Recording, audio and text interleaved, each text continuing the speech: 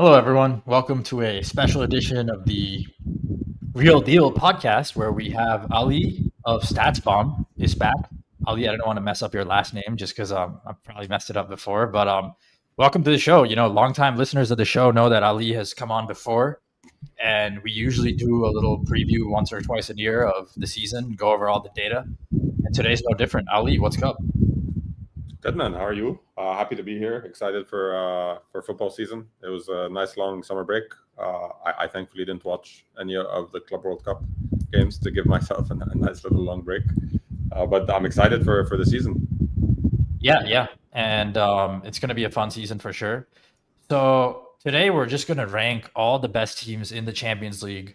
We're going to put them into these 4 tiers of contenders, and yeah, let's just get right into it. You know, I want to Man City. I know beat Man United. You know what? We're going to start with Man City because they just won earlier today. We were kind of watching the Manchester derby, so we're going to start. How good were they last year? They just weren't really good at all. Pretty bad, and they tried rebuilding on the fly in January, and then they continued over the summer. I thought overall weak team, and they have a lot to change, and I'm not sure if all the changes they've made are enough, frankly. Yeah, so I think the perception is they've been good since January, right? Because since January, the results were quite good in the league, but the underlying performances don't really agree with that assessment. Like I think they had a little bit of an easy fixture run. They were out of Europe early in the round of 32 to Madrid last year in the Champions League. So they had one game a week. They were out of the cups early, I believe, as well. And so they were able to string together a lot of good performances, which had people claiming they were back. They got their transfers in early this summer, which we're going to talk about. They've started the league a little shakily. I think they've lost 2 out of 4 to Spurs and to Brighton, I believe. And it's a super interesting team, right? Because I think they're very deep. They have 25, 26 good players. They're definitely stacked in terms of like depth. But it seems like it's a very interesting team because it feels like the weaknesses that were obvious last year, they went into the transfer market and did the opposite of that. They've almost leaned into their strengths, not their weaknesses, a little. So last year, I think the book on City was, they could essentially, you could counterattack against them a little too easily. Like defensive transition was weak. The number of athletes on the pitch was quite weak, especially without Rodri in the middle of the pitch. They were playing a lot of subpar athletes in central zones. So whether that's Rico Lewis, whether that's, I can pull up their minutes list last year here. Yeah, Gundogan and then De Bruyne, who wasn't that good. Rodri got hurt. De Bruyne, exactly. So they had a Kovacic who was on the older side. Who else? Yeah, Grealish got a few games. Nico, the youngsters got a few games, but it feels like that was kind of the book on them. The book on them was like a lack of large space athletes, defensive transition, and in January they tried to fix that a little. So I think it was Marmoush, Nico Gonzalez, Husanov in January. So that's 3 elite athletes, right? And so you think, okay, that's at least maybe not. It's not the perfect positional. None of them are like a all around center mid, but it felt like they knew what they were targeting. But then in the summer window, they kind of leaned away from that. So the summer signings are, I believe, Ait Nouri, Shirki. Yeah, so I have the list. So Marmoush, Gonzalez, Kusanov, Reis. I agree. Those weren't like bad signings at all. And then you go to this year, and I have the list here. It's Ait Nouri, Reinders, Cherky. And the keepers. Yeah, I mean, honestly, yeah, it's just 3 like tweeners. It feels like. Yeah, and it's really not big athletes, right? It's not like Reinders is probably a pretty good athlete, and he's a large space player, but he's not like he's very much an attacking kind of player. Ait Nouri is a winger in a left back's body. Cherki is the second coming of Riquelme and Maradona, but like really in attack, and maybe will struggle to. He's out in his first 2 games were hit or miss. I rate him a lot. I think he's a fantastic player, but like again, the Premier League is, the physicality is on steroids. All these games look like basketball games right now, so it's hard for players with that physical profile to shine. Yeah, agreed. And I think on top of that, like I like Cherky, but I think the absolute best case scenario for him, maybe he produces like KDB, maybe. And so you look they're at not even like similar players, right? Like they're not like KDB is this transition monster, physical beast, who's spamming like crosses and carrying the ball up 80 meters. And Cherky is this nice 2-footed passer who can unlock defenses. Can Cherky be one of the primary problem solvers for City for almost a decade? I'm not sure about that. Yeah, look, I think the base case here is like he's an amazing super sub and he was amazing value when you're playing the Burnleys of the world. But like, so you don't even so he's an amazing super sub, yeah. And it's just funny because and we'll get into Florian Wirtz later, but it's just funny because there's all these comparisons. They're like, oh, they got Wirtz for 30 million.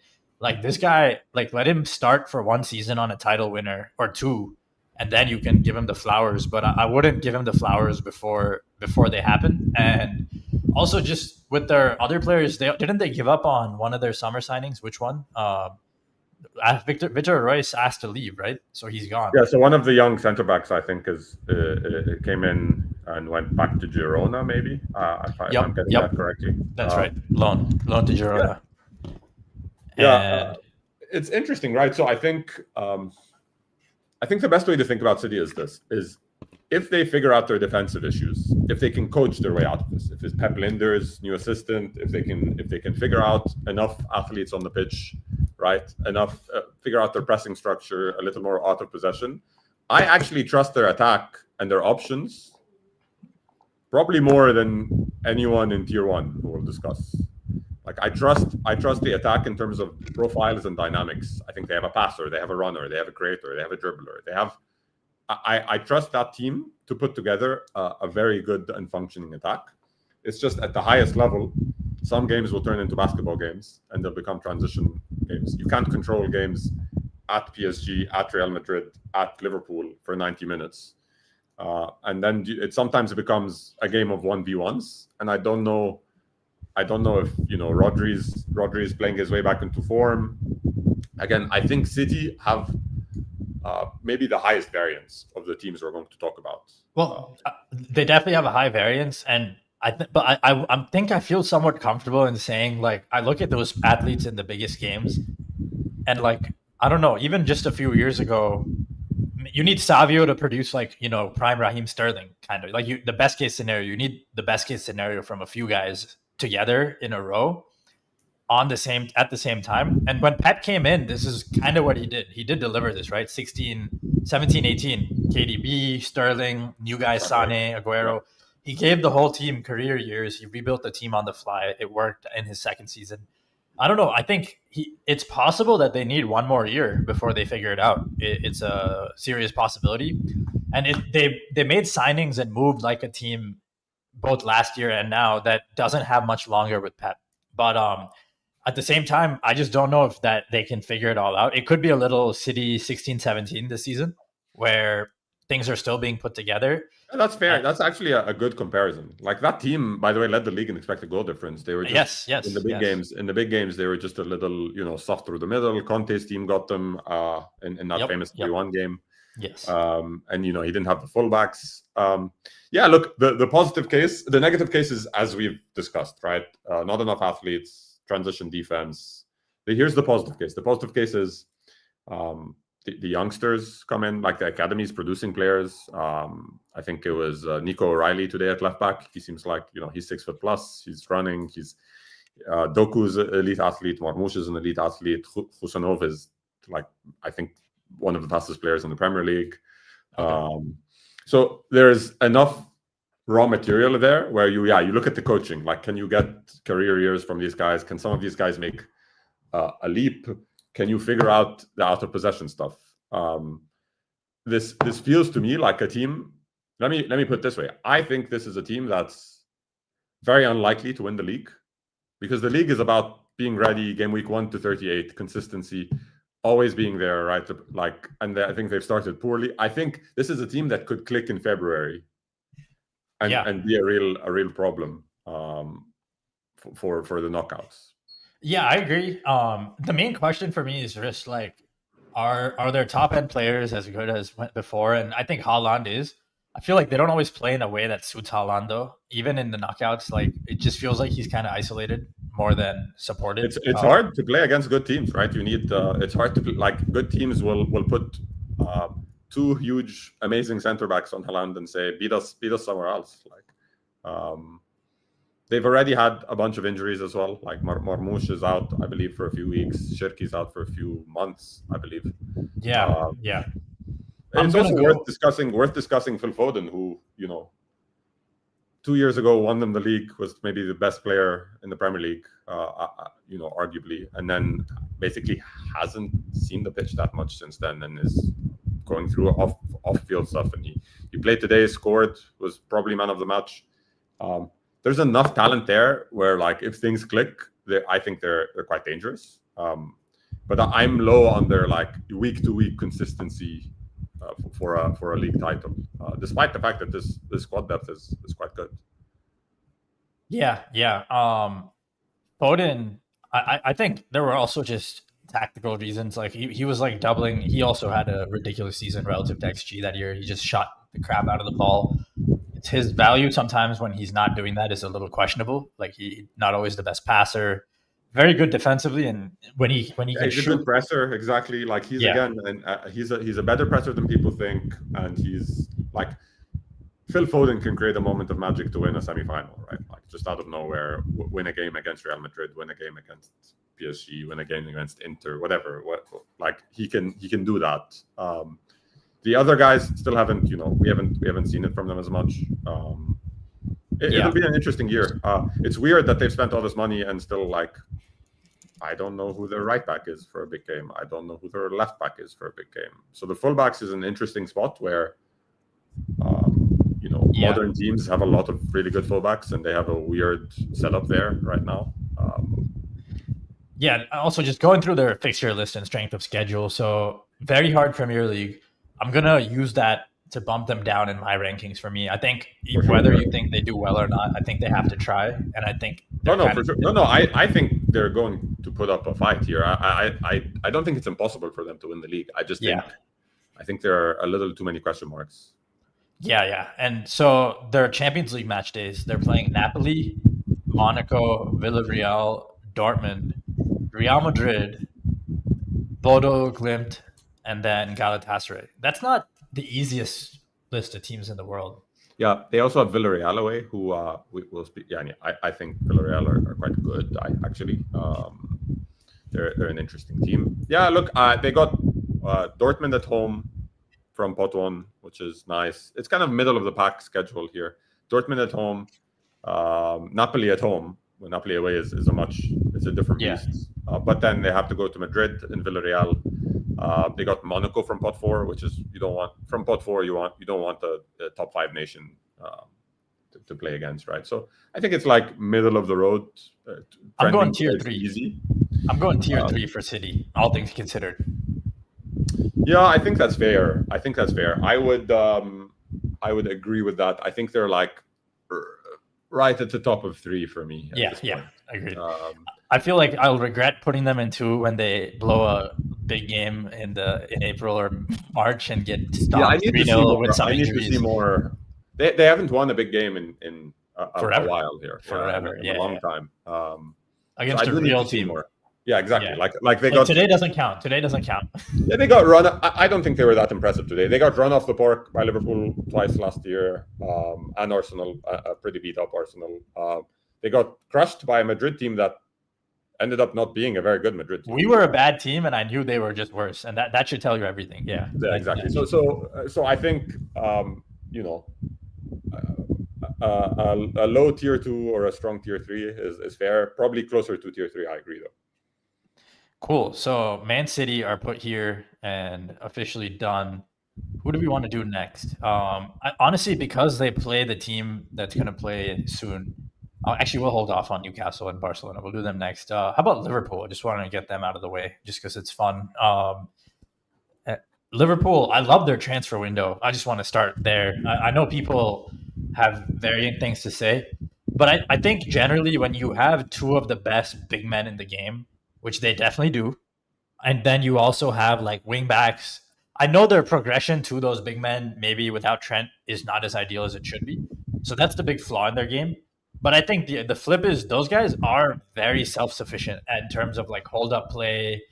And I remember when like maybe they're lacking, but I remember Ronaldo and Benzema. It reminds me a bit about like that. Like they're you can actually play them together as two strikers and do things. And Salah, like even though he's aging, he can still play off them. So I rate Liverpool. I just want to say I do rate them. I'm sure they have flaws that might show up. Maybe you can question if they're tier one though. They are Champions League favorites right now. In like betting markets, in sharp betting markets. I think if you asked me 4 weeks ago, given all we know about transfers, I think they're the best team in the world. We can. So let's talk about the transfer market first. Yeah, so they're ins and outs. So they lost Luis Diaz to Bayern. They lost Trent to us. They lost Darwin to Al Hilal. Harvey Elliott went to Aston Villa. So a few changes there, but then they bring in Isaac. They bring in Florian Wirtz, Ekiteke. So two top strikers. If you don't know already, I'm sure most of you know, but two of the best strikers in the world for 250 million basically combined fee. Kirkez, Milos, one of the top left backs from Bournemouth. Not as good as Dean Huyson, who we got, but very good. And then Jeremy Frimpong. And then they got a young center back, Giovanni Leone from Parma. They even brought in a goalie, Pesci. So very good team. What do you think of their Wirtz and what do you think of that Wirtz transfer fee? Yeah, I like Florian Wirtz a lot. I think he has like zero bust potential. Essentially, I think he's smart. He works hard. He can play any role. He can play off ball, on ball. I think he struggled the first month adjusting to kind of. Again, they've had really tough fixtures here. They've gone to St. James Park. They've gone to Bournemouth. That's probably the two most physical teams in the most physical league. I think Bournemouth, Newcastle, Arsenal are the three most physical sides in Europe, essentially. So that's a very tough start for a 22-year-old German. Yeah. And so he struggled a little. I think he looked brighter today. I like him. I think he's a superstar. I think the fee, I don't like paying that money for any player, right? Like it makes me wince a little. You know, one knee injury, one groin injury, and it's like a lot of money down the drain. But again, they've built up 10 years of success, 10 years of low fees, 10 years of being in Champions League finals without spending that money. I don't want to hear anything about the money, right? Like they sell amazing. They sell amazingly. Luis Diaz is out the door for 70 million or whatever. I have no qualms about the money. I think this is a great reset for Liverpool. I think they bought good and they bought young and they're trying to dominate the next 5-6 years. I have questions about, squad allocation. Like, I think Ekitike is the best young striker in the world. I think Isaac is probably the most complete striker in the world. And definitely you like Ekitike is like in the box more. I think Ekitike is. I think Ekitike is a little scary. Like I think he's scarily good. I think he is. His weaknesses are like people's biases. People are like, oh, he's skinny and not strong. That's not true. Like he's very strong. He pushes people off all the time. Oh, his box movement. His box movement is quite good. He's young. He's very good. I think I rate him. I think he's going to be better than Isaac. Wow, that's an interesting take. Yeah, at the same time, Isaac is going to play further from the box, right? Isaac's going to take on the link up, like the he's going to be. We don't know what's going to happen there. The manager really likes playing Gakpo very wide left. So this is my problem with if I had a nitpick on the Liverpool stuff, they are super thin at center back, super thin at center back. Their entire season, essentially, they have 3 players. If they were hurt, their season is done immediately, and I don't. That's too many for me. Yeah, no, and I think that's true. I think if you spend like 300 million on two players, you can't go into a season with such a point of failure. That's just like, Yeah, what's exactly. So the like risk reward if Van Dijk calculation there? Van Dijk twists his ankle for 2 months, the season's very, very difficult. What if Konate gets pissed, If Konate, gets so they didn't angry, get and downs the tools Gueye like Isaac? exactly. If Gravenberch, who's their only real defensive midfielder, like if he twists an ankle, they're in trouble. Now, and then my last nitpick is,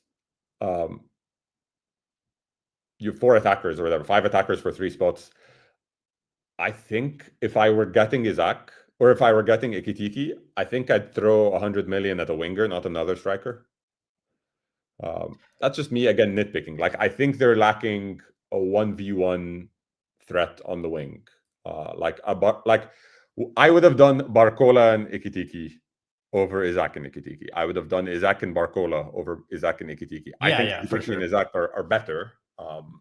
Maybe they're So that's where what I wonder is like, it's just weird because normally when a team splurges, you expect them to want an immediate high return on that investment.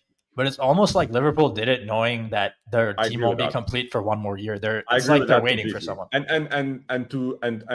someone. To finish that thought, I agree with that completely. I think they're essentially, this is a 2 windows approach where like we're rebuilding over 2 windows.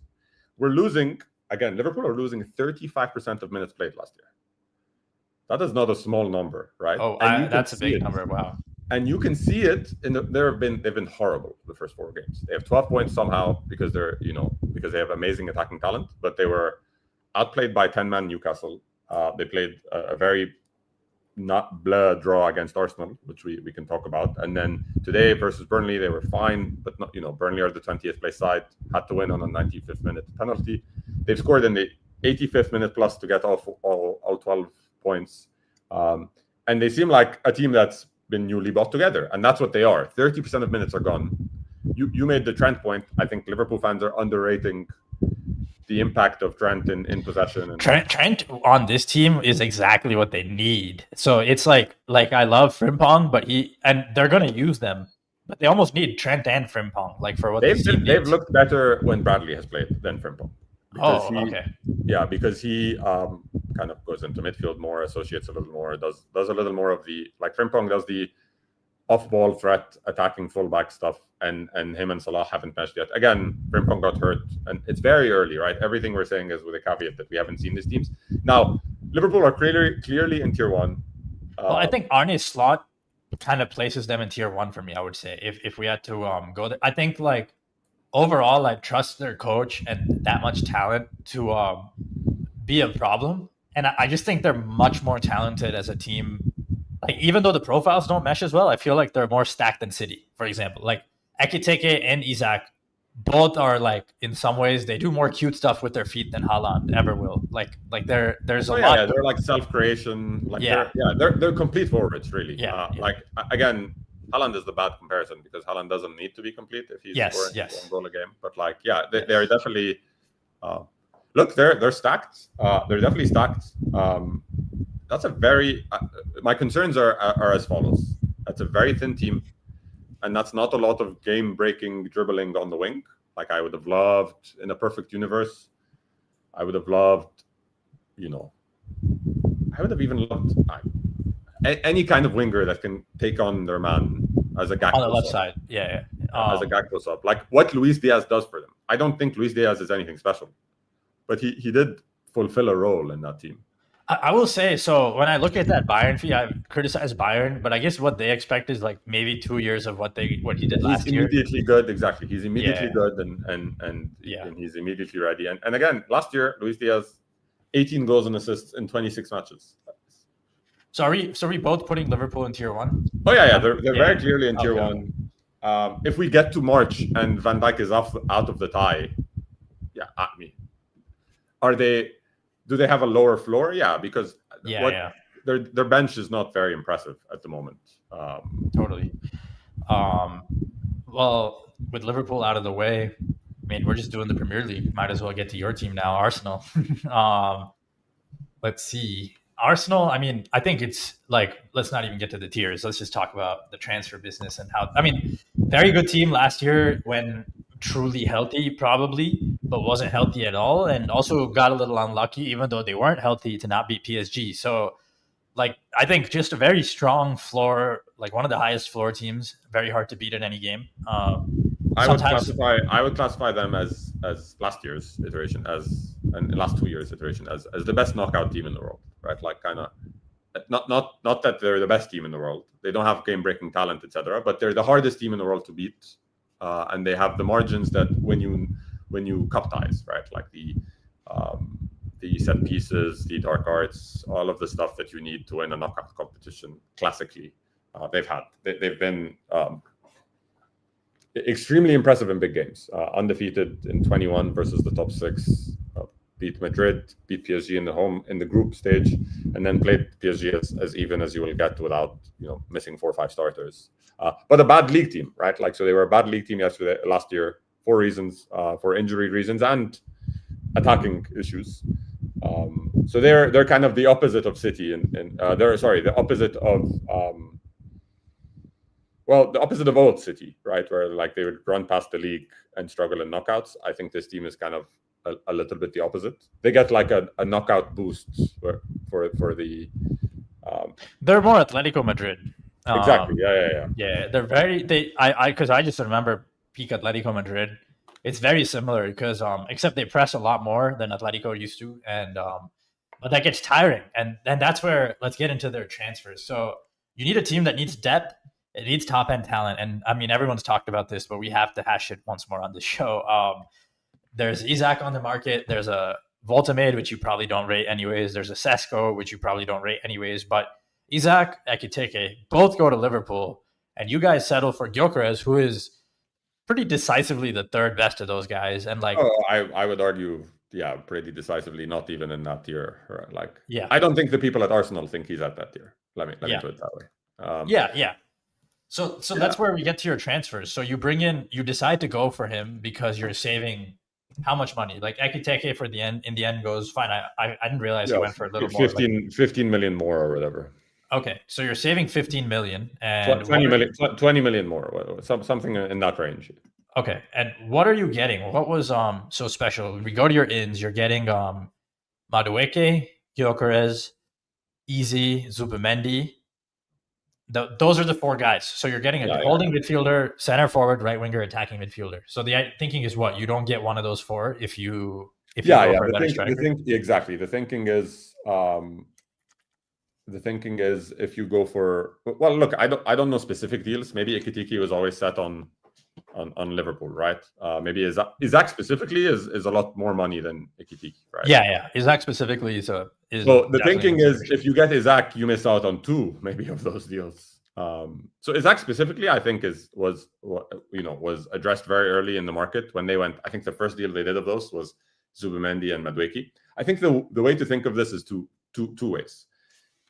Arsenal chose depth over high-end quality. That is for sure. Arsenal looked at last year and said, we were good enough to win without high-end quality. Like our best was good enough.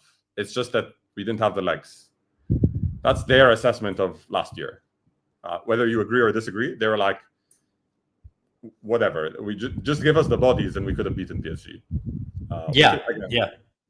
And I think, I would just say on that, I think it's an interesting approach just to like go all in on your coach, kind of like that, and be like, listen, like whenever you have a half decent team, you guys are almost impossible to beat. We'll just give you enough pieces to stay afloat all the time. Exactly. But two, you also have to with Arteta because he runs his players into the ground. So you can't like how much of the injuries do you feel like are the fact that like these guys aren't allowed to play without playing at like 200%? I wonder. That's a good question. It's probably a little bit of it, and you have to get more depth because of that, right? I don't know. Look, the unspoken thing about all this analysis we do at the end of the day, like we don't know what's going on in these training grounds. Look, I will defend Arteta on the contact injuries. Odegaard falls down, his shoulder dislocates. Nothing you can do. But when you're like tearing 2 hamstrings a year, I think there's definitely something wrong there. But you look at across the elite global football right now, you're having the same problem everywhere, right? Like everyone but Liverpool have had humongous injury crises over the Madrid are without center backs all the time. City are without a bunch of players all the time. So if there's some secret sauce, it hasn't filtered over. Look, the Arsenal thing is clear, right? We were good enough to win last year, depth over quality. Just give me the legs. Arteta said this explicitly. These players are playing 80 games a year. This is ridiculous. We're just going. This is just it's a different meta. The pressing has gotten out of control. The EPL has gotten physically out of control. We just need 20 players. We can't get it done with 15 players. Agree or disagree? That is a fair. It's not a bad approach, right? Like I don't agree with it, but I get it.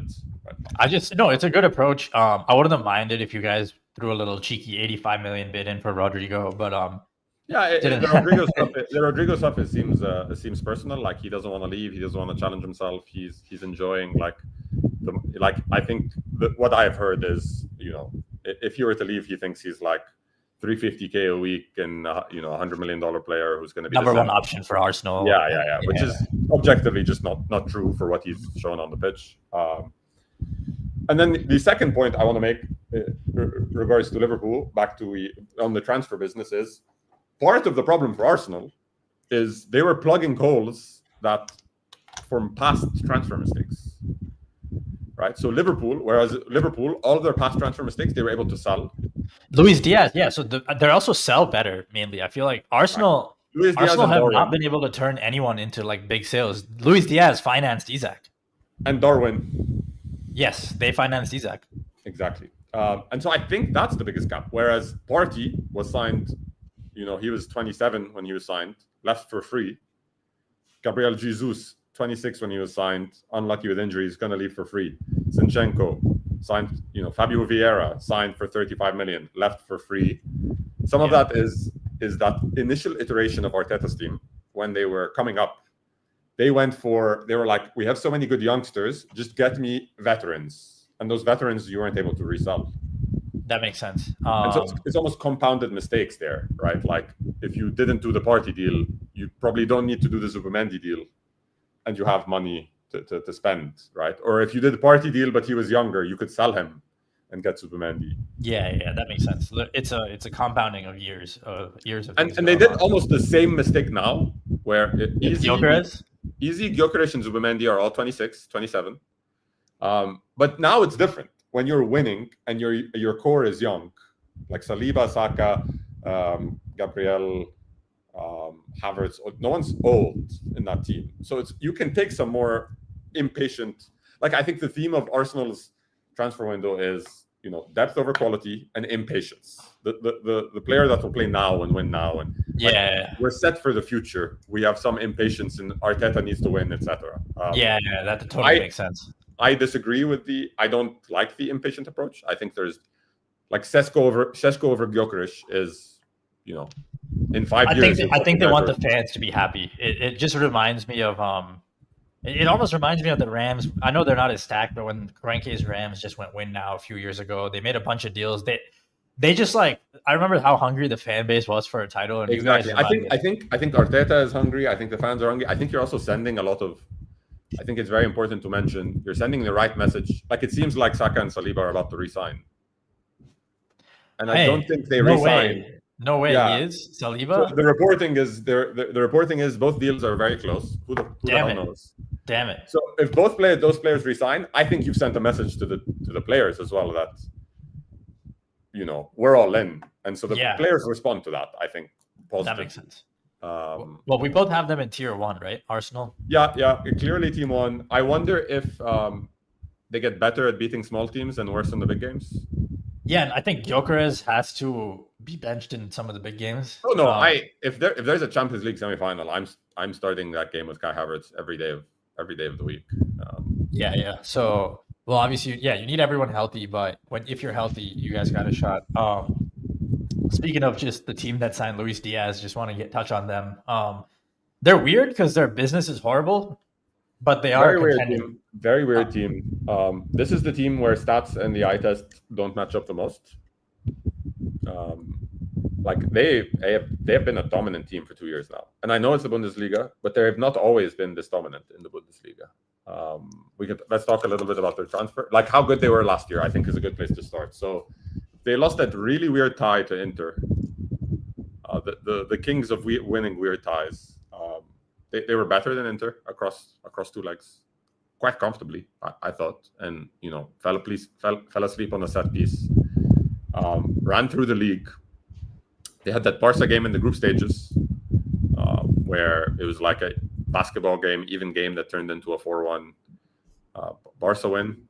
So, we don't know how good they were last year. It's hard to gauge.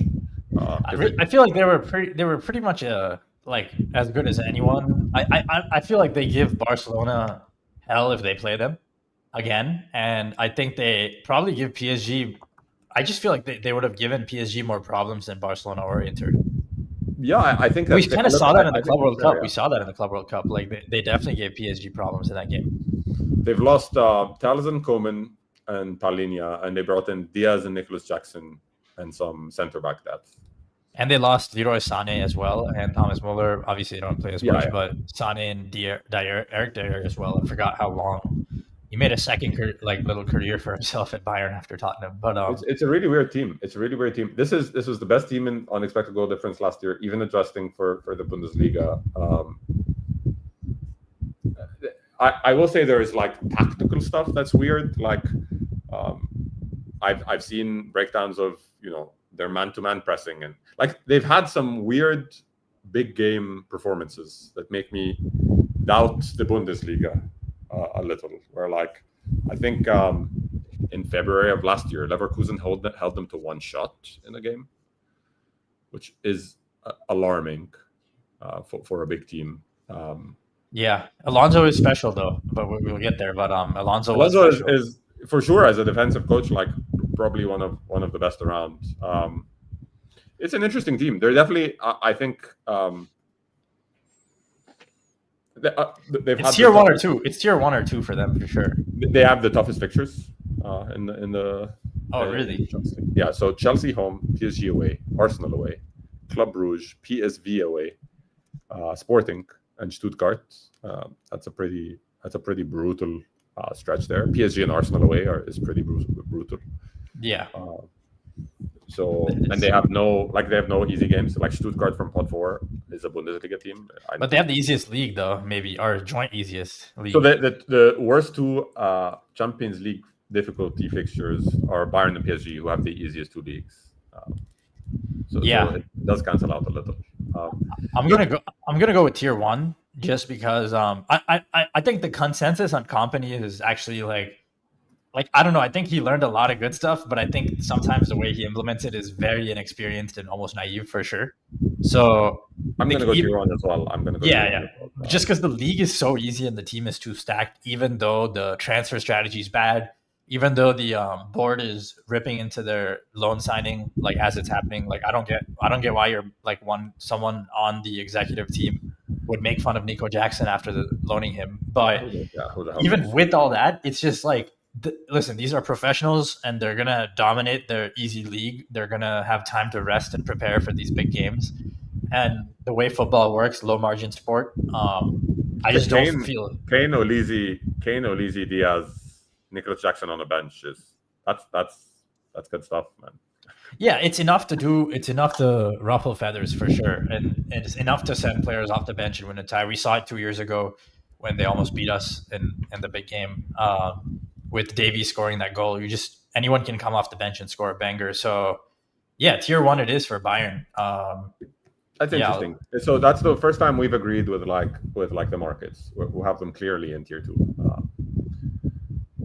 That we've disagreed with the markets. Yeah, this is the first time. Yeah. Interesting. Yeah. Listen, the markets don't always build. I feel like the markets sometimes don't build in the strength of league schedule, how things are going to feel in March, April fully, like with Real as well in past years. Like the problem with tier 1 for Bayern is I think it's going to be hard for them to be top 8 with that list of fixtures I just gave you. And so then it's an extra. You're one bad draw away from like PSG round of 32 or whatever, right? Yeah, that makes sense. We'll see. I just think when you have a farmers league, I hate to say it, but like They're going to play Nico Jackson during the week. Harry Kane is going to be rested for all 8 of those. Harry Kane's going to be freshly rested for all those games. Like they can do whatever they want. No one in Germany is good this year. Like this is going to be the easiest Bundesliga title. And like last year, at least Alonso was putting up fights for the last 2 years. Yeah, for sure. So Bayern out of the way. That takes us to just want to do an easy one real quick. Atletico Madrid. Just think we've done a lot of these heavyweight contenders now, so let's do an easier team. I mean, Atletico, as everyone is saying, like they go and fill in gaps, but they just miss with a lot of their signings a little bit, and it's compounded in terms of like either price, fit, quality. Something like they don't get all three in almost any of their signings, right? Maybe they get a good player like Alvarez for a high fee. Maybe they get a good player on a free transfer, but he's like old. So yeah, I mean, everyone's saying they're weaker. I largely agree. I think I just feel like this might be one of the weakest years from Atletico, like everyone else is saying. Like there are up years and down years, and Simeone's already been talking about how they have to invest in the stadium for revenue and it feels like a reset, right? Like even the players in are younger, which is not like them. Like I think they got Baena is their big summer signing from Villarreal, Cardozo from Betis. So like they've gone young in the transfer window, which I think is I think they're trying to reset a little. They were not very good last year. Who did they lose to last year? Dortmund. I think they lost to Dortmund. They were weird. Like they beat Barcelona for the first time in forever, but at the same time, like they just had a weird end to the season as always, where they come short of the Champions League. Dortmund was the year before, I think. Let me see who they lost to last year.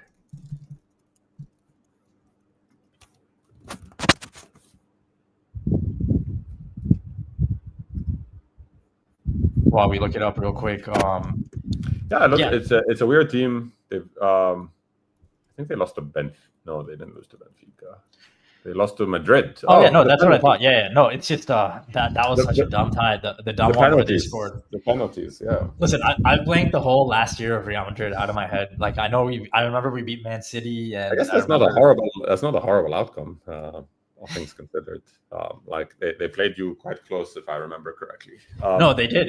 That's why I'm saying I blanked that tie out of our memory because it was a disaster. Yeah, look, they're always going to be hard to beat. I think even this year their defensive stats look great. They're not creating anything for their attackers. It's I think you said Arsenal or Atletico. It's like Arsenal or Atletico on defense and on offense. They have stuff. They can keep the ball. They can force you into low block. They have the set piece edge. They have stuff. They're doing. Whereas Atletico are still defending like Atletico, but not really. They're also going to struggle with these smaller games, right? Like their margins with the smaller games are so small now. Yeah. And that's why you could see them out of the even. You could see them like out of the Champions League completely early, right? If they lose, like I think, what are their fixtures here?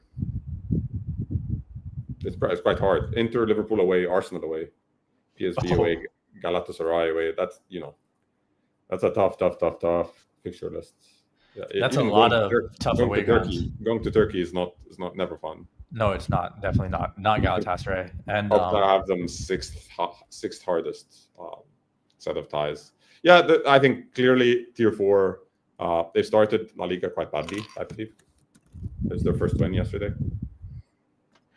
Yeah, it's been a bad start after a while, and that's where Simeone's comments, we put it all together, definitely feels like they're tier 4. I agree. And it's a weird year. Yeah, definitely. Like even if they have a better year by their standards, I just don't think the talent is fully great. They don't have a replacement for Griezmann, who's declining. So yeah. How old is Griezmann? Must be. He's 34. Yeah. Yeah, he's nearing the end of the road. He's just not what he used to be. They had that brief boost from him when they brought him back from Barcelona, and they wanted to like cheat Barcelona out of the bigger transfer fee. So they played him like less than 45 minutes, and they got a lot out of him. And then he was amazing at the World Cup because of that. He was refreshed, but that time is over. He's washed now. Now we go over to. Just want to go to Serie A real quick. Talk about Napoli, the champions of Serie A. They got De Bruyne. They have McTominay. Is Lukaku over there too? Yeah. I think they've moved off Lukaku and have Højlund now, right? Oh, yeah. I forgot how the transfer market moves. Rasmus Højlund is in Napoli now. He scored yesterday against De Gea, which was a meme all over. Don't know. Lukaku's still there. He's Lukaku's still there. Yeah, he had a serious injury though. That's why they needed Højlund. I mean, Lukaku seems his stats feel like they're about to head off the cliff. He's 32 and has been playing since he's 16 as a starter. So like, you could definitely see the stats get a lot worse. Yeah. Let's go through Napoli's transfers because obviously they got De Bruyne. It's a good transfer for them. They got Sam. Noah Lang. Noah Lang is kind of the big one from PSV, left winger. Yeah. Actually, Miguel Gutierrez from Girona. Yep. Noah Lang is actually kind of like had a great reputation for years, just kind of like a hothead, but like a talented player. I think he was on the national team for a little bit, in the Dutch national team for a little bit. They got Højlund, and then they got a center back from Bologna, who I don't know much about. Why is Osimhen going to Galatasaray? Why did nobody end up getting him in the end? He's just asking for too much money. Yeah, who knows? It's one of life's biggest mysteries, I think. Probably the best. Maybe the best striker in the world. We're never going to know. Like maybe, definitely talented enough to be the best striker in the world. A unique profile. Has a little bit of like definitely the best box. Like with Erling, kind of like will dominate the box in ways that we haven't seen in a while. Maybe like Lewandowski in his peak, Kane in his peak. And he's just spending his best years in Turkey. Yeah, I think something must be going on behind the scenes there in terms of money asks, character checks, etc. Who the hell knows? It's like one team not taking the risk, okay, but like every single team saying, every single team was desperate for a striker, saying, I don't know. Like he feels very Chelsea or Arsenal coded to me in this summer, and there was nothing. Definitely. It is a strange thing. It is even just Saudi not getting him with all the money they're offering. I mean, Turkey offer a lot of money.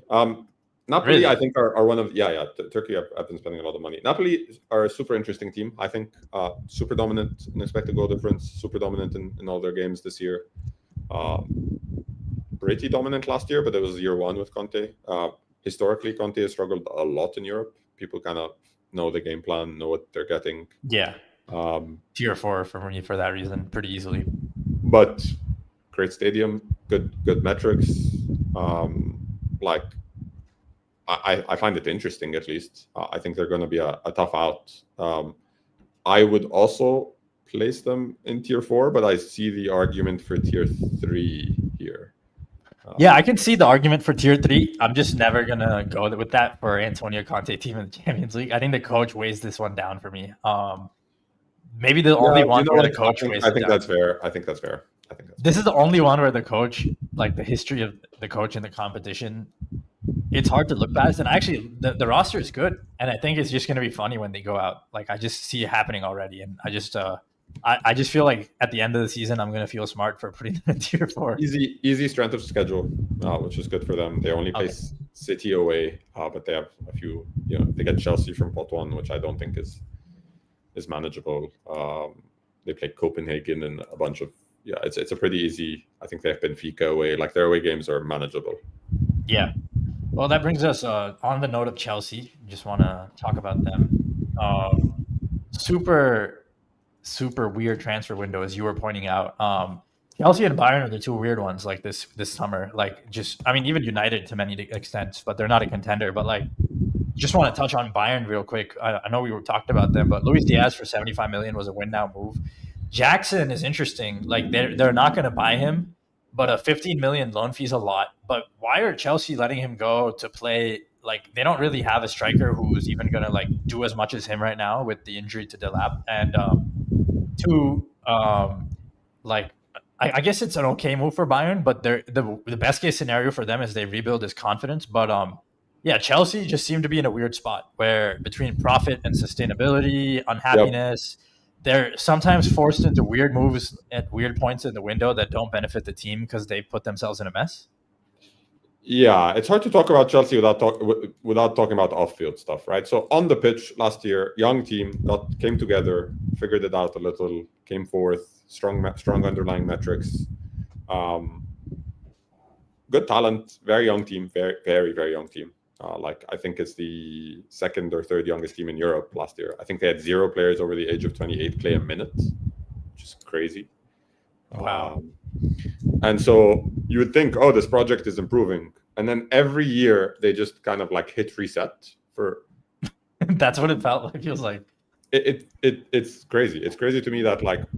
This is the first time they're keeping the coach going into the new season with this every year they hit reset, and it must be a money thing, right? Where they're like you're easier to think about them as like a trading company, not a football club. Because what is the point of like Madueke spends 2 years there. Underlying metrics are amazing. Young player, had professionalism issues, or Pochettino said he doesn't train hard enough or whatever. Finally figured it out. What's the point of selling him to buy a younger player? Like, why do you keep? Where's the squad construction? Where are the vets in the squad and the young player? Like, it's not. They're running a model as though they're Brighton, right? Where like, get me the young players, we'll sell them later. Okay, but do you care about competing at the top end here? Because Nicholas Jackson as a backup is elite level. Like, he play everywhere as a backup. He play everywhere in the world as a backup left wing striker. Like, I don't think one team would say no to Nicholas Jackson. I think they got him for like 20 million as a backup striker, as a backup left winger striker. That's amazing. I think it's a lot.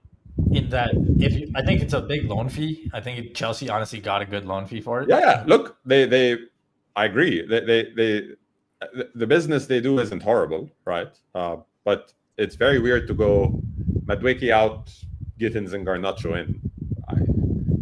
Those are the same tier player earlier in their development. yeah.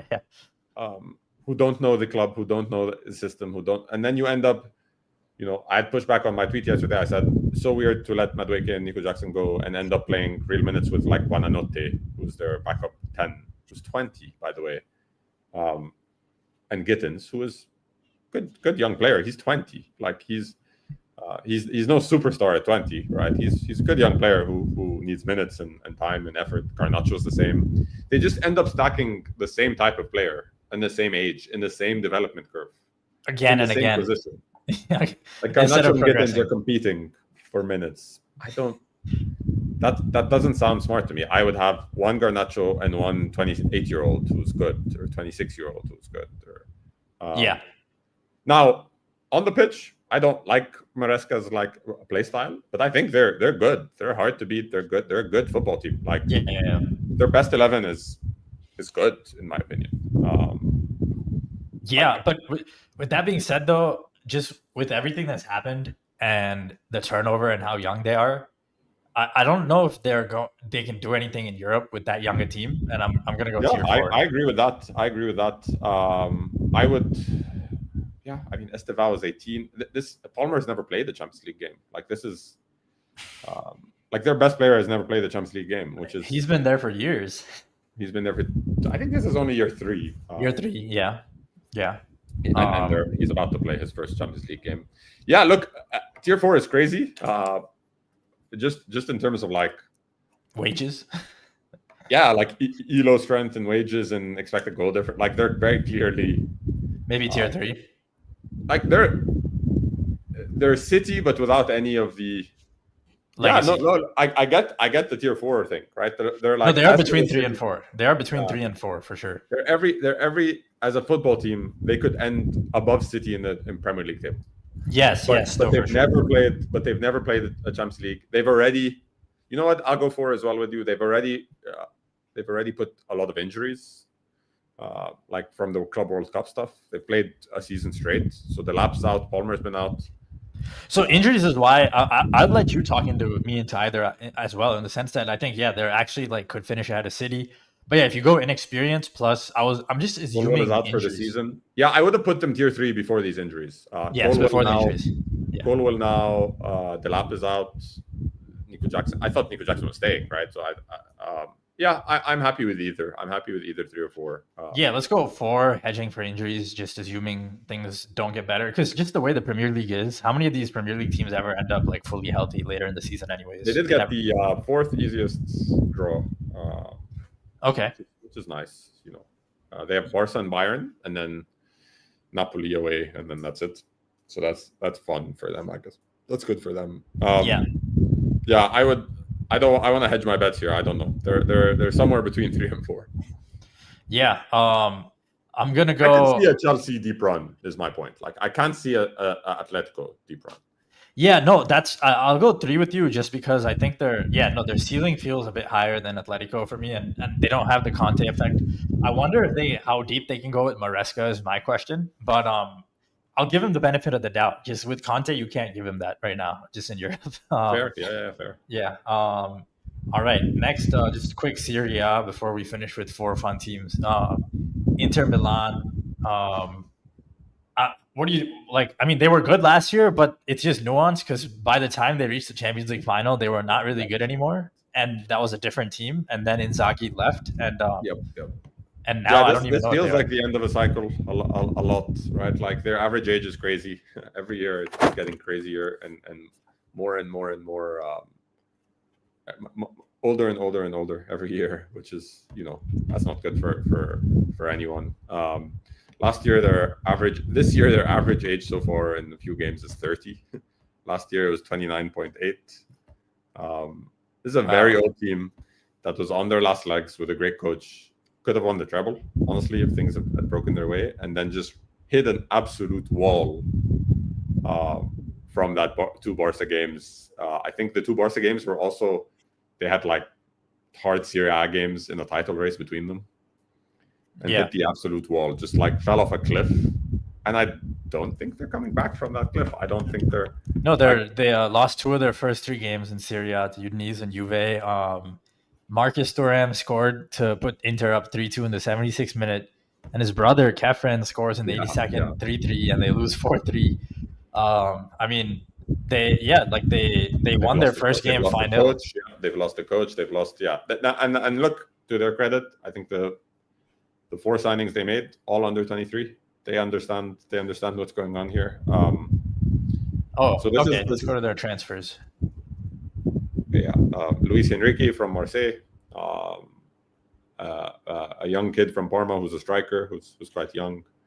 Johan Boni. Yep. And then Andy Diouf from Lens. central midfielder. Yep. Okay, so they made good pieces. Yeah, that's where. But I feel like if this is a transition year, then they go tier 4 pretty easily, though. Yeah, I could argue they're off this list, to be honest. Yeah. Keep them in 4. You know, respect. What a run! Beautiful. Is Christian Chivu? Has he coached? Let me just check his coach. Yeah, he has coached. I think he was at Parma. Parma, yeah. So he coached Parma briefly. In February. So he started coaching Parma in February, and so he did coach Inter Milan's youth sector, and then after that he was coaching Parma until the end, and he essentially prevented them from getting relegated on the final match day.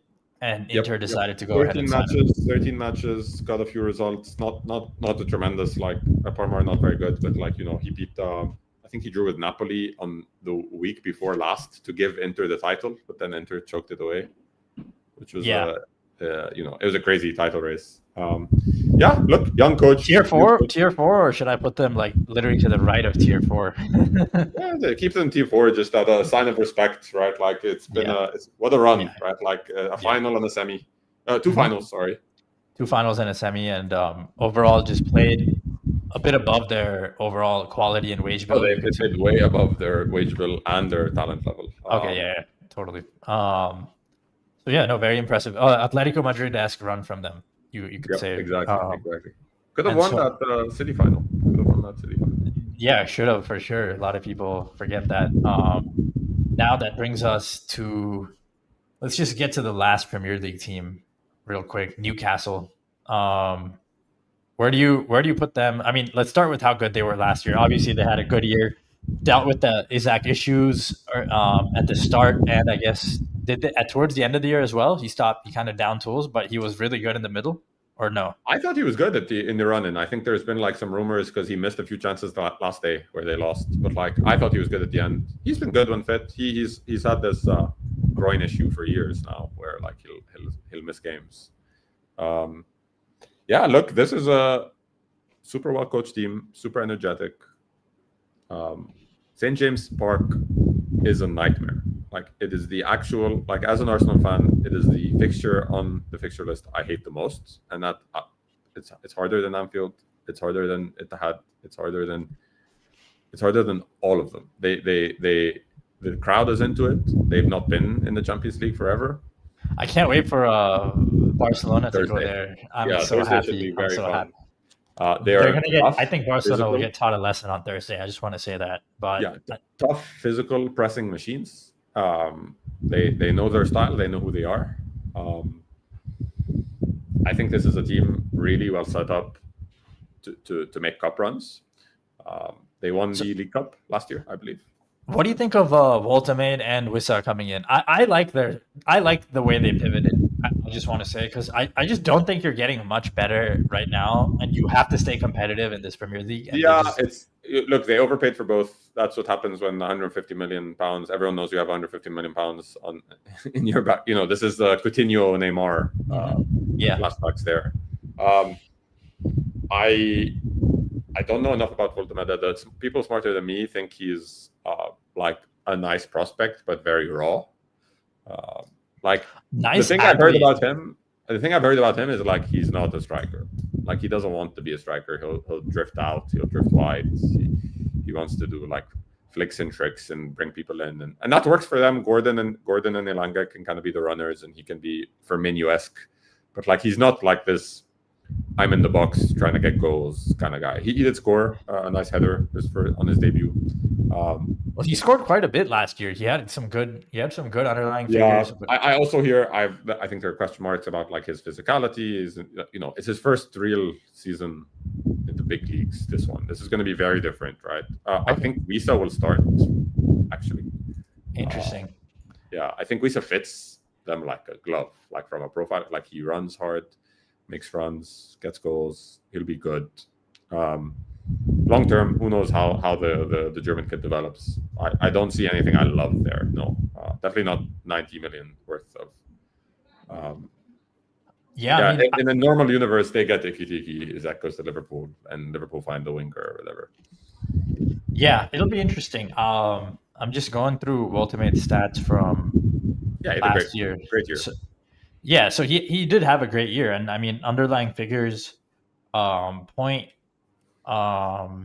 No, he's had a great year. Again, it's 1 year of CV here, and it's a big step up. Is my only point. Like he could be great in a year or two. I don't know if you're playing. Again, Wissa got hurt with playing with Congo, so I would have guessed. My best guess is Wissa would have been the starter for the first 6 months of this season.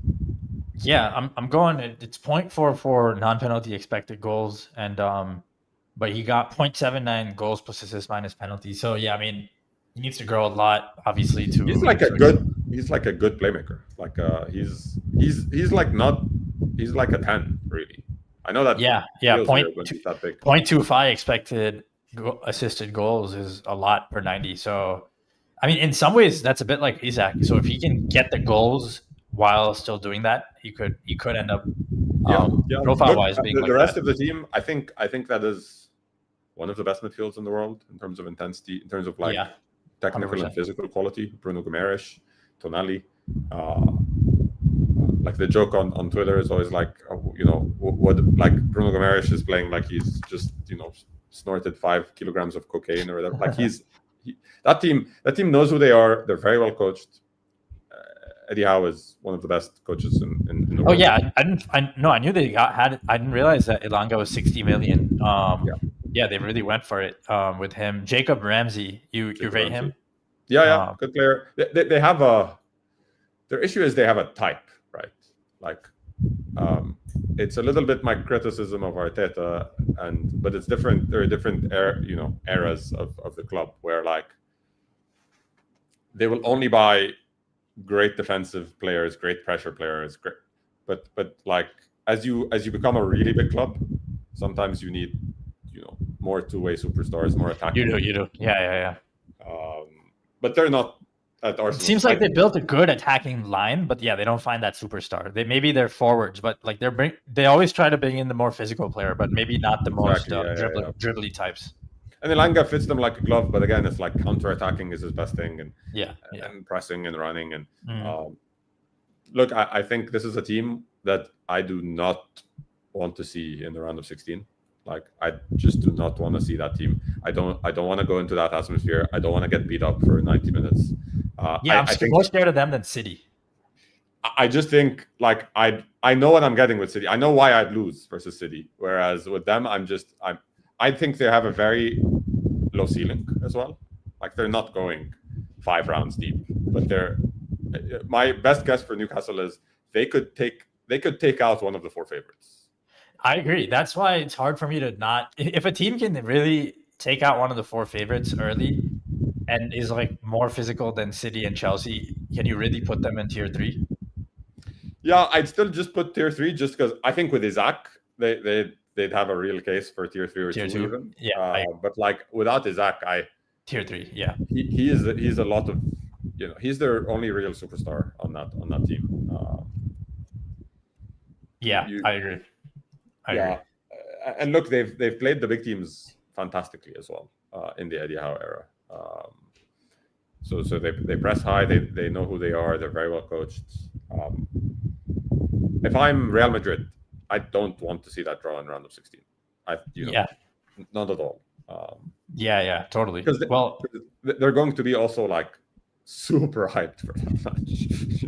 No, for sure. Whoever they play, I agree. And I think for me, they're the strongest team in tier 3, arguably. And like, I don't know, it's weird. City can go deeper. They have a deeper squad and higher ceiling. If City click, they have the best ceiling, right? Like, they have Erling Haaland. Tier 3, for sure. Well, so PSG, obviously they won the treble last year, but the big question is, like, are they going to be able to repeat it? Dembele and Doué already injured, and 2 teams have kind of figured out like their weaknesses. You have to be like, they realize like as much as they keep the ball, you have to be really sharp defensively to beat them. You have to be tracking. You have to match their effort, and you can't get carried away pressing their dribblers and getting dragged out of shape. Blah blah blah. And teams have figured out that if you get really physical with them in the right areas, they will have issues. And they played the Club World Cup the whole way through. Second year. Still really stacked, but what do you think? Like, let's see what signings they made first. I don't think they had the keeper who replaced Donnarumma. Yes, so that obviously, and I guess we didn't talk about City and Donnarumma, but City going away from the ball playing goalie, PSG moving towards ball playing. PSG, it's just funny that they're swapping positions now because PSG were the ones who are less. Donnarumma can. I don't even think he's. He's not like a complete keeper. He could win you a Champions League and one hot run. You know the type of like there are some keepers that they can just put together a 4-game stretch where it's hockey, right? Like he's unbeatable, and he can win you a knockout competition. So it's very interesting for sure. He's obviously a way more inconsistent keeper than people think he is, and he's a lot. I guess he is. He is. You know what? Honestly, on the Donnarumma thought, the Donnarumma thought alone almost has me, because no away goals means you're gonna get in the penalty shootout, and the Donnarumma there is such an edge. He does hit a penalty shootout. Maybe that's what City were looking for. So they lose Milan Skriniar, who wasn't really playing. They lose Carlos Soler, who wasn't playing. Marco Asensio, who was already at Aston Villa. Yeah, the only guy worth they've added a centre back, the Bournemouth centre back who was kind of like Ilyas Barney. Yeah, he was Huijsen's partner. And Lucas Chevalier, the goalie, obviously. Yeah, keeper. Yeah, that's essentially what they've added. They did lack centre back depth last year, so I think that's a great move. He was very good. I would argue he's better than Huijsen. Huijsen obviously has ridiculous tools, which we'll talk about. You think he's better than Huijsen, really? No, I thought he was better last year. Really? Huijsen was 18 in the Premier League. Like, it's not, Fair enough. Huijsen maybe gets better. No, for sure he gets better. But Huijsen he's 05, right? So he was 18. He was 19. He started the year at like 19-year-old Premier League centre back. That's hard. Yeah. I mean, I think PSG are obviously tier 1, but I think you could almost make an argument that tactically, if teams figure them out, they become like a tier 2 team. I'm not a PSG guy. Maybe it's because Arsenal played them 3 times. I think they're beatable. I think they had a physical edge last year with Liga. Maybe they still do. I think stacking game-breaking talent in attack will always give you a chance. Yeah. I think they have the best, front 4 in the world, probably. One of them is on the bench. That's crazy to think about. Like Kvaratskhelia is probably on the bench, or Doué is probably or Barcola is on the bench for these big games. That's ridiculous. No one has a Barcola on the bench from the rest of tier 1. Like, no one has something. Ikitiki is the closest, maybe. To like a game breaker. Rodrigo is pretty good, I would say. Yeah, but I wouldn't. I think Barcola is better than Rodrigo right now. Again, Rodrigo has the. I agree. So PSG, yeah, I'm not a huge fan. I understand why they're tier 1. I think you can press them. I think you can beat them up. Yeah, I think they got I think they got the hardest draw again. The main thing is they survived that draw last year and they win. They're gonna survive it this year. Yeah, because that's why we put Bayern tier 1. See, yeah. PSG and Bayern are like tier 2 teams with easy leagues in tier 1. Yeah, there's just a physical look. We've said this a million times. You know this very well. The best Madrid Champions League years, they've been out of the title race. Or won it easily, yeah. Or like won it, yeah. So there's been no title race, right? So when was the last team who like? Well, 2017 was the last time we were in a very close title race, and when we won the double, and 2016 we were in the title race when we won. You could say that was actually an year, but yes, we were out of it for a bit, and that was a weird year. But 2017. My point is the teams who go into a Champions League semi with 3 days later a title decider in their league, those are really special teams. It's really hard to do. Like Barca 11, Madrid 17, Barca 15, whatever, right? Like whatever. Yeah, the treble winners, the double winners. Title races. It's so hard to do. Totally. Barca. We're going to talk about Barcelona. We talked about. So we're putting PSG tier 1.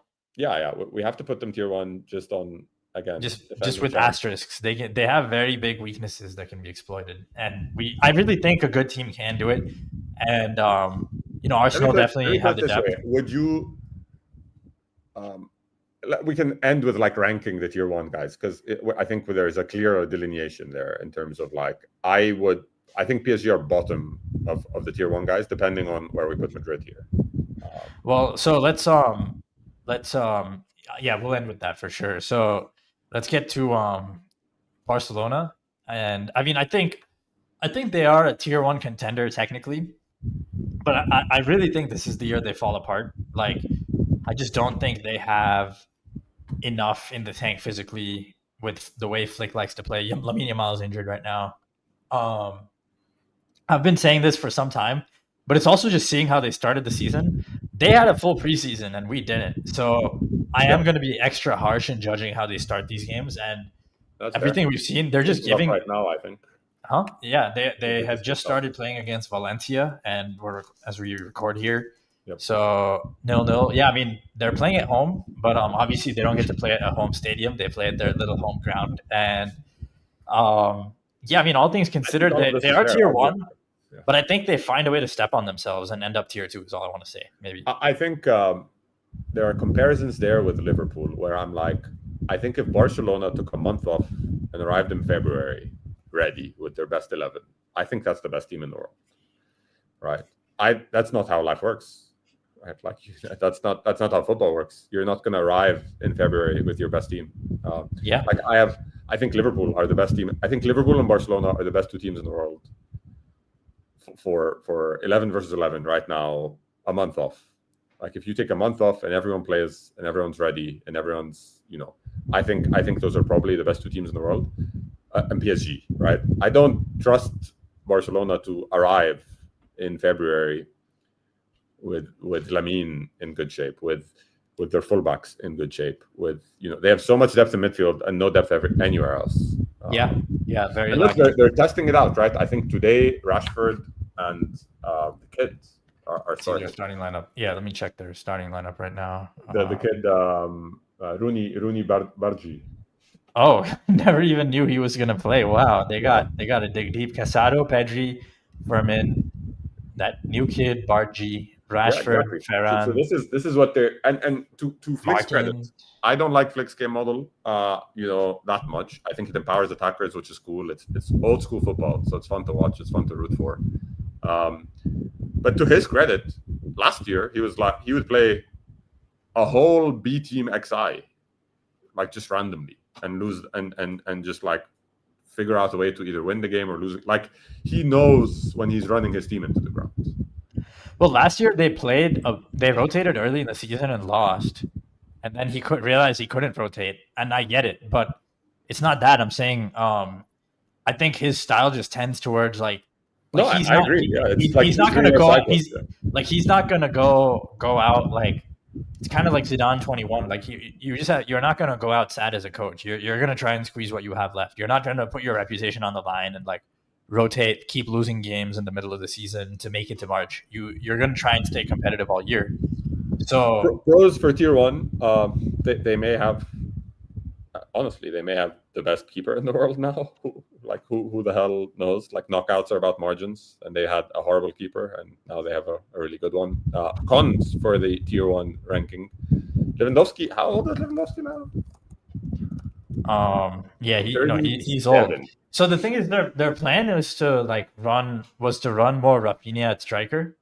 But for that to work, they need Rashford to click on the left wing, and so far, as far as I can gather, it's just not been pretty yet with Rashford.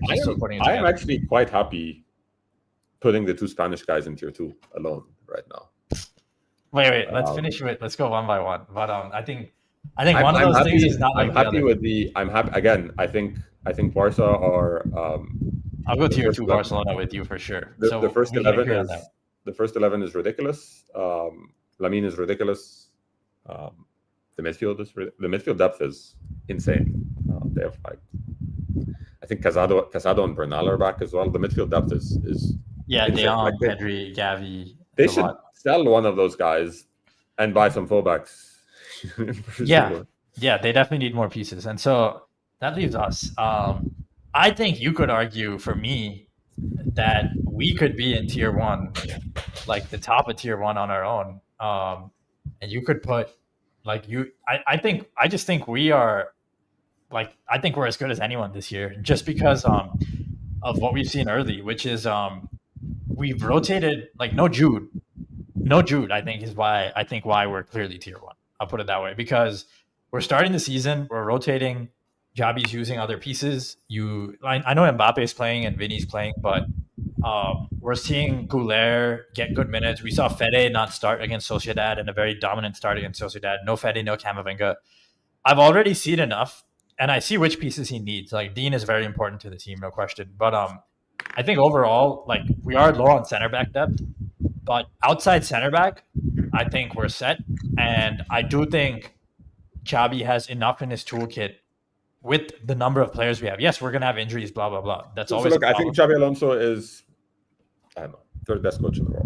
I have nothing bad to say. I think he's fantastic. I think he's probably the best, defensive possession coach in the world. Keeping the ball, getting, I think he's all the right signs, all the right things, staying in Sociedad B for a little bit, staying in Bayer Leverkusen for an extra year. Everything about him screams he's a superstar coach.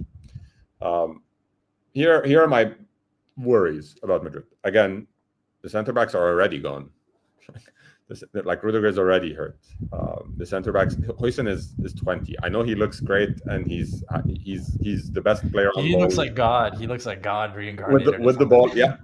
Right, but then he gets, again, definitely not a red card. That wasn't a red card. But it was a mistake. He let the ball bounce. got outpaced and had to take the yellow, right? So Yeah. let me put it this way. But the defense has looked good. Yeah, but he's a defensive first coach. He's definitely a defensive oriented coach. Like he will suffocate these games, he will strangle them, and he will use his attacking talent to win them. I think that's the correct approach if you're Real Madrid. I sent this to you on a tweet when you were like, oh, first 4 games. Your combined opponents have 6 points against other teams. They have no wins.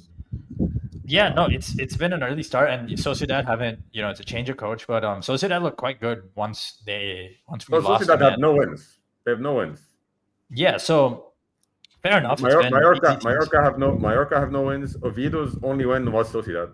So my argument for us is, one, we had a disrupted preseason. No, first disrupted preseason. So if you heard Chabi, even he said we were pretty much in preseason until the international break.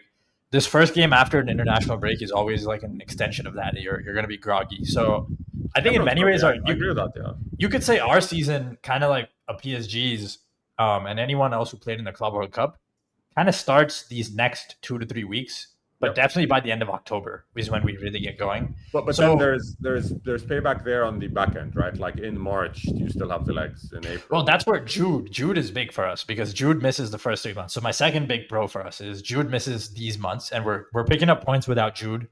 You know how good it fit Jude for the last few months of the season. Like just Jude starting his season in November, December, and getting going is one of the best things any football team in 2025 could here ask are my for. concerns about always putting a team tier 1 when last year they were in top 2 tiers. Again, we're not. I see the like a YouTube comment or whatever. For comparing versus last year's team, this team is going to be much better. That's a low bar to pass. I think that was quite a bad season in Madrid for Madrid terms.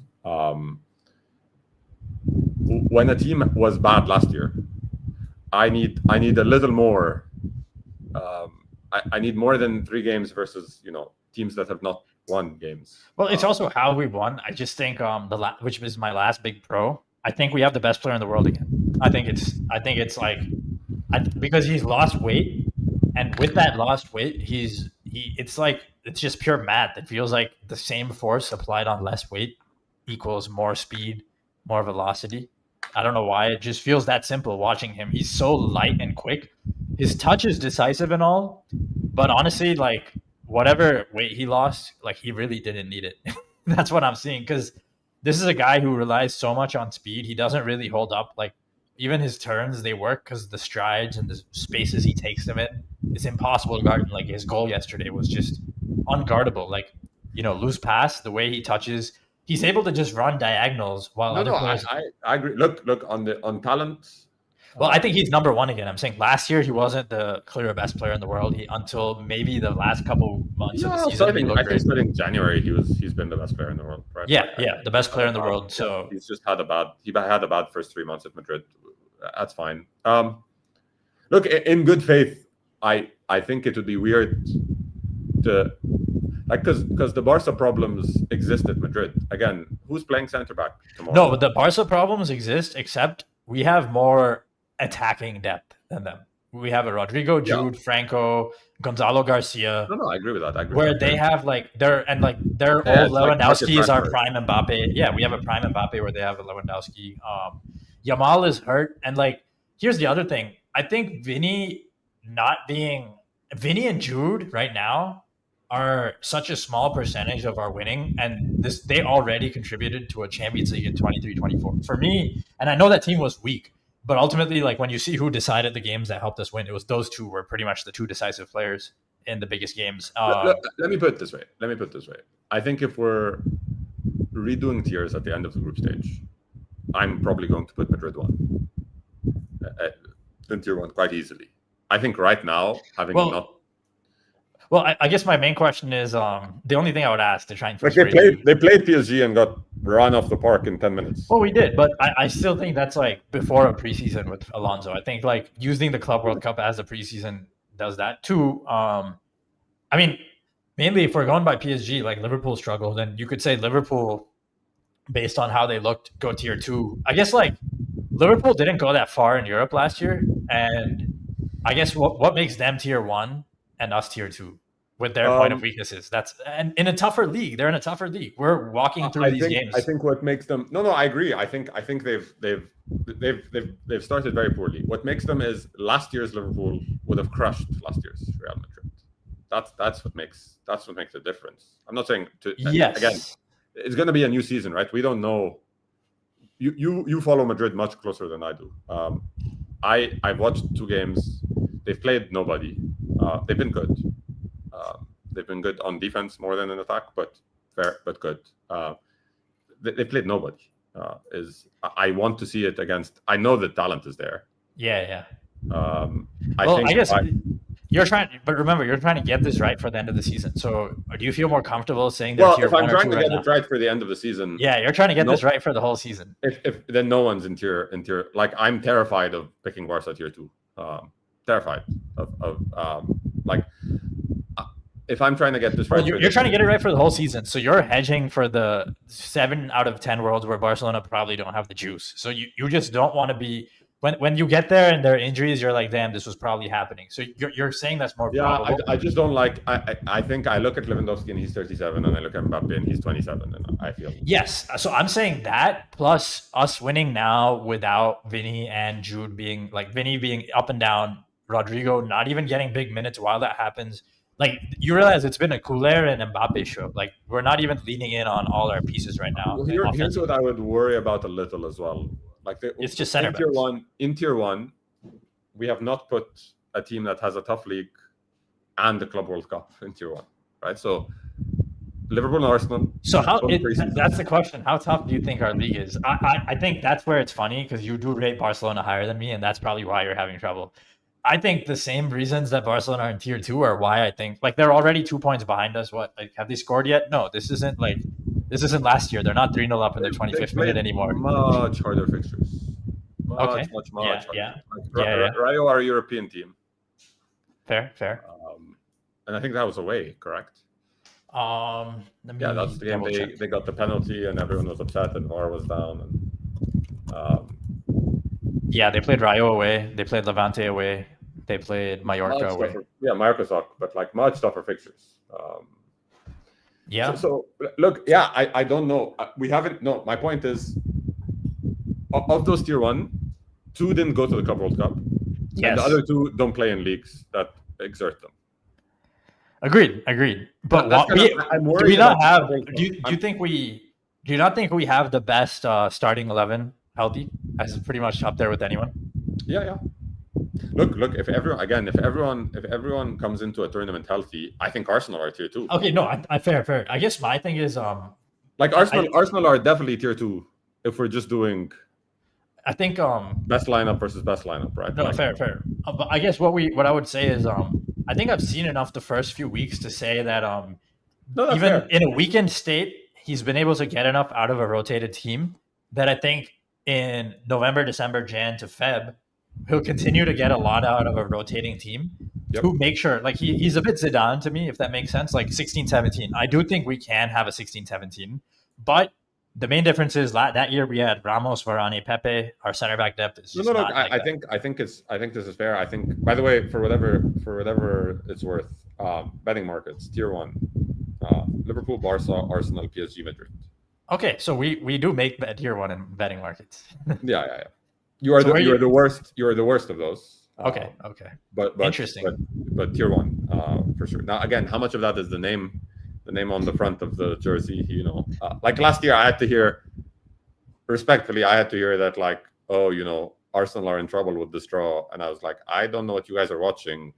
Without our best players, this is going to be fine. I blanked out the year, but I just remember thinking. I remember, if I was not wrong on the preview, I was not very confident. You were not confident in the preview at all. You were quite confident in October, November, though. Yes. Okay. In the preview, you were like, this is not going to go well. Yeah. Okay. That's what I thought. I mean, I think with ultimately like Carlo on a good year is like best coach in the world level of impact ceiling, even if you can't attribute it all to him, like the way the ball drops, it ends up feeling the best. But it's like high ceiling, very low floor with him. And we got the low floor last year, the very bad. It looks like City, Bayern, Chelsea, FYI.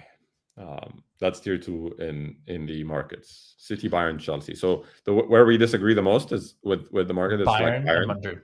Okay, no. So we disagree the most with the market on Bayern, and we have Madrid right where the market and Barca. between. So Barca we have on tier 2 now. We disagree the most negatively on Barca, most positively on Bayern, and then most negatively most positively on Newcastle. Like Newcastle aren't anywhere on this list. Yeah, I mean, I think Newcastle. The reason they probably aren't is because they don't have the squad to like go all out in the Premier League. We haven't mentioned Tottenham, by the way, who are right. who have like a great knockout coach. Where are you putting Madrid in the end, by the way? Tier 2 or 1?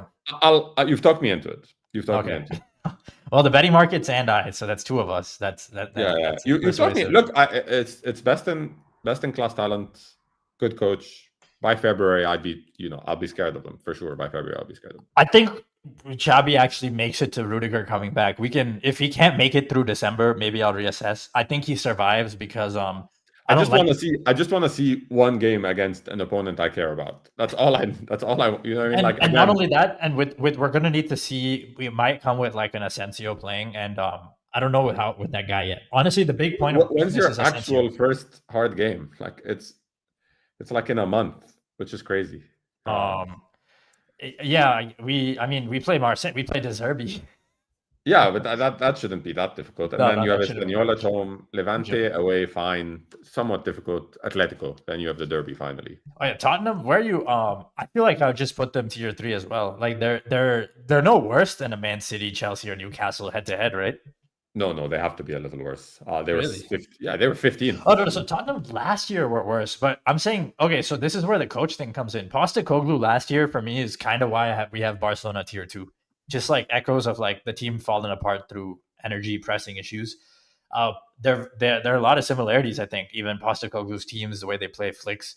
But on that note, I think it's kind of like Real, where you got the low floor of Postecoglou, and like the way Barca went from Xavi to Flick, or Real from a bad Carlo year to good Xavi. I think you're getting bad Postecoglou to very good Thomas Frank. I really rate him high.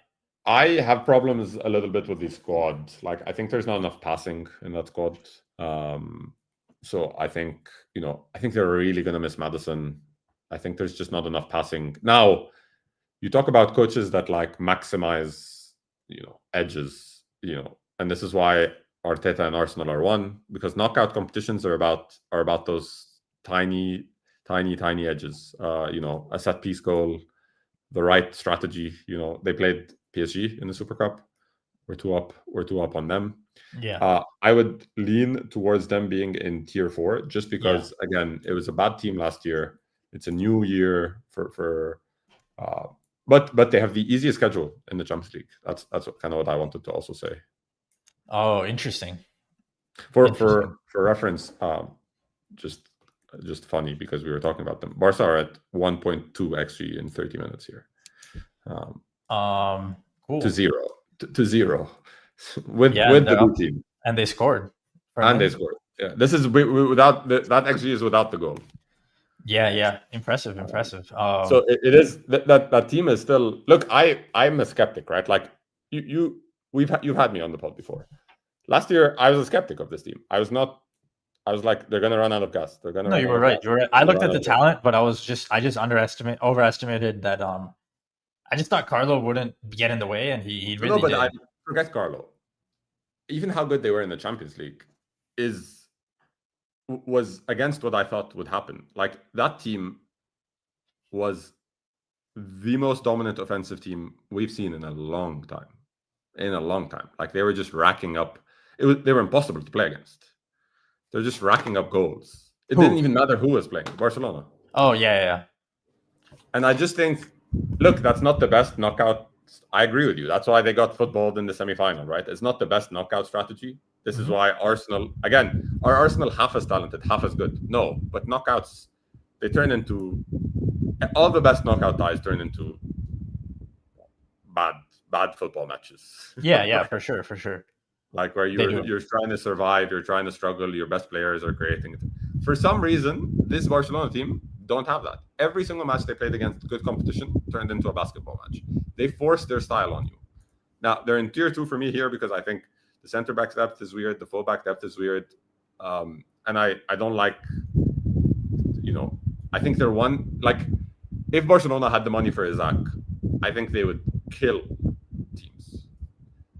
Well, I think ultimately, I think they need another piece up front, and I think the fullbacks are still important because even with an Isaac and Lewandowski, they still would need fullbacks without in those basketball games. Well, now they have the young kid at left back who played the Inter ties. He's been blooded in Gerard Martin. He has some way to go to be he's not his top end yet. He's good, but he's not a left back. He's he's a center back. He's a center back with amazing ball striking or whatever. Yeah. So on that note, I just feel like the main difference between Madrid and Barca, besides the depth, is Flick's style of play will gradually wear the team down. I think Alonso he just feels a bit like Zidane. He's drawn from him where he doesn't want to wear the team down. He's aware of it's funny. I think Arsenal and Madrid will lose their league titles and be better in the Champions League than. You think we'll lose our league title? Wow. Yeah, I think the Liverpool Barca model just works better against leagues. I think Barcelona just overwhelmed. I think Kylian's gonna win us the league this year, like he is already. I think Kylian will win it for us. Yeah, I think and also when Vinny and Jude and Kylian click, it's gonna feel like I think we're just so far from our team. I think we're gonna get better in 6 months into the year. I don't think Barcelona will. That's all I'm saying. I think we'll get better every month. No, I agree with that. I agree with that. I just think this look. It's funny this is even a conversation. Real Madrid squad is 5x better than Barcelona squad. That's why, I think our coach is good too. And I don't think their style of play. I think it does lend them a big advantage. But the fact that they were barely that far ahead of us in that bad season we had tells me I just don't see how they do it. That speaks to La Liga's weakness, which goes to your point. Like La Liga isn't the Premier League here. It's not, who's the third best La Liga side? Which is why I think we have it because Javi's going to play Goulet. He's going to play these guys.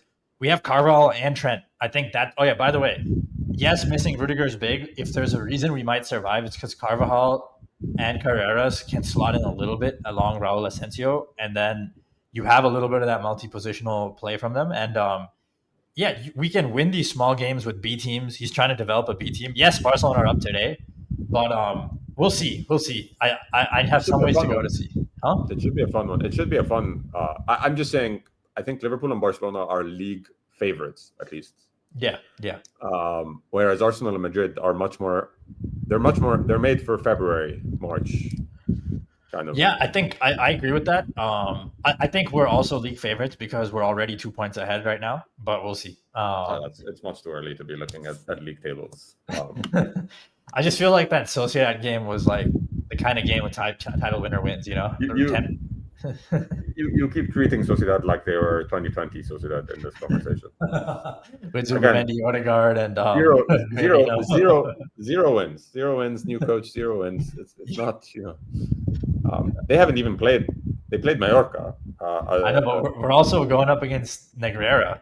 That was a bad call. I can't debate that. I think they've come out and said it's a bad call. To be, I don't know. They were supposed to check it. It's just weird. You do all the VAR stuff. Why don't you just check it? To be clear, I think Barca had a call like that go their way against Sociedad, ironically, last year. Last man stuff is weird in La Liga always. I don't know why. Yeah. It seems quite obvious that was not a last man situation. Yeah. So it'll be fun, but I think our tiers are good. I put Tottenham tier 4. I think with the weaker Premier League teams, you can talk me out of a higher tier pretty easily, just because the same problems that face Liverpool and Arsenal are amplified for these middling teams, where it's harder for them to secure quality backup pieces. It's not and so it's just hard. Their Newcastle and Tottenham's B teams are not as strong as Liverpool and Arsenal's. It's hard to put them too high. Yeah. That's almost an argument for Napoli instead of Newcastle or whatever. It is. If we're going for Conte. Yeah. Yeah, it's funny. I keep thinking about the Arsenal versus Liverpool. If Arsenal are better at beating small teams, they still have the big team lineup, right? They still have Martinelli and Havertz. Well, I think it all comes down to how close to Joselu is Victor Gyökeres. Like Joselu won us a league. He won us a title. Can Arteta use Gyökeres where he's always a plus tactically, the fixture selection? Or are you guys going to have injuries? You have to think of him. Yeah, you have to think of him as an innings eater as well, right? Like it's just like it's managing cap. Like this is why I'm a little more bullish on Arsenal. I think that style wins knockout games. I've talked about that, right? Like set pieces, defense, whatever. I think with Madueke, Saka doesn't have to rush back from anything and can be ready for March. With Gyökeres, Havertz doesn't have to rush back. With Mosquera, Saliba doesn't have to rush back, and suddenly you're in this zone where sure you might lose the league title because these players got injured because your quality is not there, but in March you should be putting up line. There should be no flaws in the lineups. You should be fit in March. Yeah, for sure. It'll be interesting. It will be interesting. Yeah, I think these tiers will look good at the end of the season. It's just a question of who separates themselves in tier 1 and who falls maybe to tier 2 as we go on. I think one of the English teams will make it to tier 2 as well. Chelsea or City or Newcastle, yeah, maybe. One of those English teams are going to show up, I think, and one of the tier 1 teams are going to one or two will drop down, and I think Barcelona. I doubt they escape from tier 2. And the thing is, the way we made them, the only way they prove us wrong is by winning the whole thing.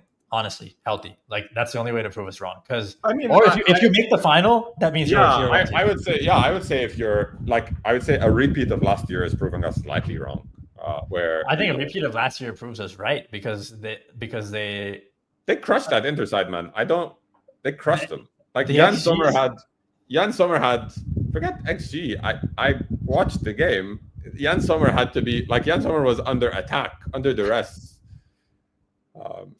No, he was. I just think the way they play, when you give up high XGA per chance, like when your chances are just giving up high goal probability, the way you play, you're just risking this stuff against big games. And they're up to the 95th minute, right? It's not like they got despite giving up 4 goals, they're in every tie they play because they can score 3 in 6 minutes.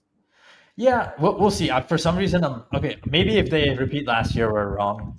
I feel like repeating last year is their best case scenario this year. Absolute best case. I don't even think they can go further because they got quite a nice draw as well last year, right? So that was a big part of it, right? Like Benfica and Dortmund and Inter to the semis is not super impressive, right?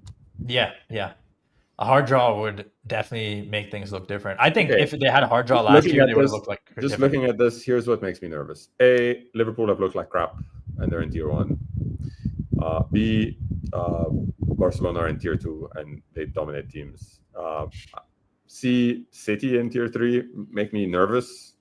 Again, can click. We talked about their high upside. And then D, I feel good about tier 4. I don't think any of those teams, like just by data and metrics, maybe Napoli. But a tier 1 team is winning the title. I'm pretty sure, man. One of these tier 1 teams is winning the title. I think those 5 are the best. That makes sense. But we haven't really If you were to rank those tier 1 teams, then just to end the podcast. I'll go for me. I'm just gonna go full Madrid because I just have good gut feeling, and until we drop points, Madrid won. Okay. I think that's very tricky, but I'll go Arsenal and Paris joint 2, Liverpool and Liverpool 3, Bayern 4. Okay, I think I go exactly your rankings with dropping Madrid behind Arsenal and Paris. Okay. Yeah. So it's Arsenal Paris 1,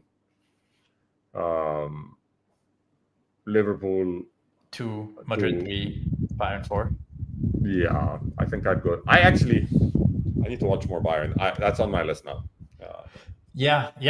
I mean, I just think they are a variant team, but like I think they're high floor. When someone asked me in August who's going to win the Champions League, I said Bayern. So we have the first test. It's Wednesday. Bayern Chelsea.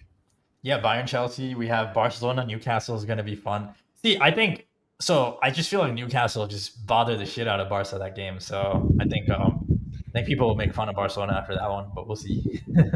PSG Bayern is November 4. Nice, nice. Yeah, we have some great fixtures coming up. So and Arsenal Bayern is we go to November. Anfield. We go to Anfield as well. Yep. Should be fun. Yeah, we have a bunch of these tier 1 teams playing each other. I think Barca have avoided playing any of these tier 1 guys. Oh no, they do play Bayern, I think, again. Nice, nice. It's gonna be fun. Well, this is a great list. We're definitely gonna revisit it probably mid-season, but definitely at the end of the season, it'll be fun to look back on. Ali, thanks for coming on, ranking all these teams. It's been fun having you. And keep up your great work over at StatsBomb, and we'll catch up again later. Thanks, man. Have a good one.